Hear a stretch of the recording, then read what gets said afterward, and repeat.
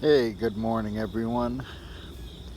Every morning I like to sit out on my back deck and reflect on the previous day and on the day that's at hand, on how we can make this day better than the last day.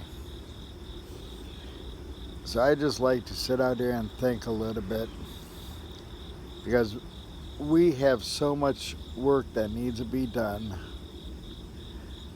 and it's we have such great supporters in Cleveland. We have some in Columbus and other parts of the state that are starting to pull together. We met a great bunch of ladies that came up to our last protest from Cleveland who's on fire to help others.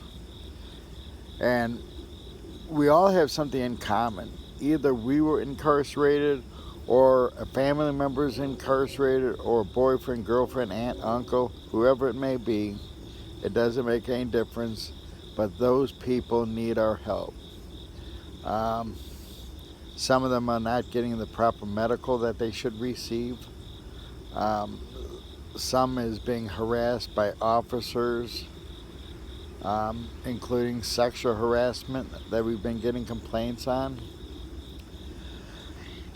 And if we stay silent, our people will never know that people care or want to change the system to make it better for them. Not that people should not be held accountable, they should. But enough is enough. If they're sentenced, for example, 10 to life, they should be released after 10 years unless if they're constantly into trouble. And I'm not talking about minor dirty urines. And first of all, that wouldn't be a problem if staff was not bringing the drugs in. Um, so we need to really pull together, put aside differences that we may have or personal dislikes of people, because I think that most of us do care about what happens to our folks behind bars. Um, when we talk, we should never say I, we should say we, because it's a group effort. Look how Brett Gibney and his wife Debbie Gibney has really helped with educating people on the fentanyl crisis. They lost the war on drugs. That was Nancy Reagan that came up with it, and it was great at the time. But times have changed and we lost the war on drugs, so now it's time to educate. And they need to do that in the prisons and the county jails as well, so that our folks are not dying from that. And then the abuse that's taking place in those state prisons and the county jails is horrible. Some of the stories that we're getting, and if it was just one person reporting, then I could see maybe he just doesn't like the officers. But when you have 10, 15, 20 people that have the same problems, you wonder, and then I have a tendency of saying the inmates has to be right because there's too many of them that are saying the same things. We had one staff member that would shake down people and deliberately break their um, stuff that their family bought them that they're permitted in there, or rip up their clothes or throw their commissary around that they would open up. Um, and the sad thing is the family members are paying for it. When we do time or when we get sent to prison, our family members and our friends are doing that same time with us. And they never should be disrespected by the staff during a visit, as we're getting complaints just recently on quite a few institutions that are doing that. And the inmates should not even be harassed. And when they take visits away, they're taking away part of rehabilitation. You need that family contact, that compassion, that love from those on the outside to help change you. So the state's really hurting people when they do take away the visits. I could see, if something was smuggled in, give them a 30-day restriction, or if it's something really serious like if they try to sneak drugs in, then I could see them being banned. But that's very rarely because the staff is bringing it in, and they're not even checking the staff at every institution what is being brought in.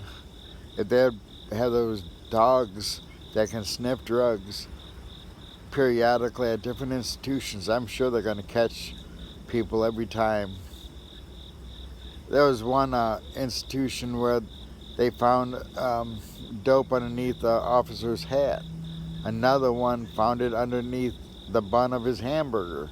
It was under there. So they got pretty clever how they're sneaking stuff in. But that's part of what we need to unite about. We need to work on change, and that's all what a group is about. It's about educating people on a broken system, how we can pull it together and make it a better system, such as our proposal to legislation to reform the parole board. Um, there's some legislators that do care about fair laws, and then there's some that believe, well, they're there. They don't need to be treated right or fair. And they're very wrong on statements like that. And when they make statements like that, we need to vote those people out of office. And I'm not going to say which candidates we should support or we should not support, but let's do research before we do vote on anyone.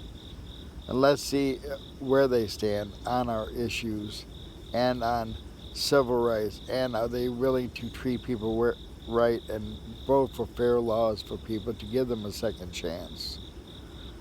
That's what we need to be looking at.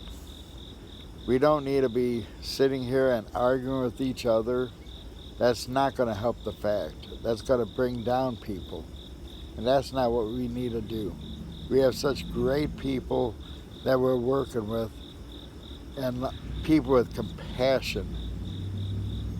And let's keep forward and let's get more people involved in these lives of those behind bars. If you want to be a mentor towards someone that is going to the parole board that's doing it on their own, please let us know. We probably could hook you up with someone that has to see the parole board.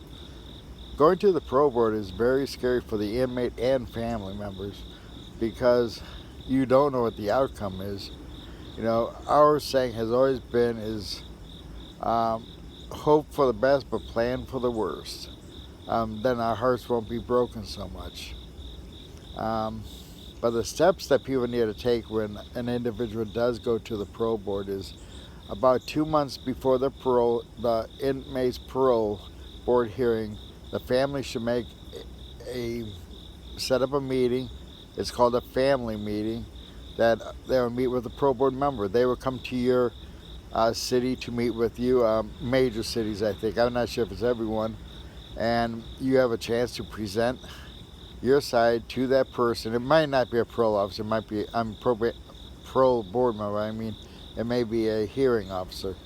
But you have a chance to present your case, leave any documents that you want with that person. And then after that meeting's done, the inmate will go to the parole board. There's supposed to be 7 parole board members. And they're on TV screens. One may be in Cleveland or Toledo or Cincinnati. They're from all over Ohio. If they don't have 7, they will have to they'll have to go back to central office and get a vote, and that could take some time. But if they are recommended to COBRA, what COBRA does is they do the investigation, try to contact victims, everybody that was involved. And then if COBRA recommends them to the full board, they go to the full board. That's where it becomes really a broken system. They need to really bypass COBRA. COBRA does not need to be there because the inmate has done his time already. He's been punished, and I don't understand why the prosecutors are invited every time. Nothing should ever change from the last hearing. All they have, the only reason they're there is to say, don't parole him. Well, sometimes it works, sometimes it don't. So as you can see, it is a broken system. And we need to pull together. We need to share with our neighbors, people that we talk to, about our organization, about getting involved in any way that they can. It could be emails if they're unable to attend events. We understand a lot of the family members of inmates are getting older. Um, and prayer is really the most powerful thing that is possible, to help these folks out. If you'd like to make a small donation to help us with our work, please go to www.fairtreatmentreformandreentry.org. Again, that is www.fairtreatmentreformandreentry.org. And if you want to give us a call at 614-404-4924. Have a great day, everyone.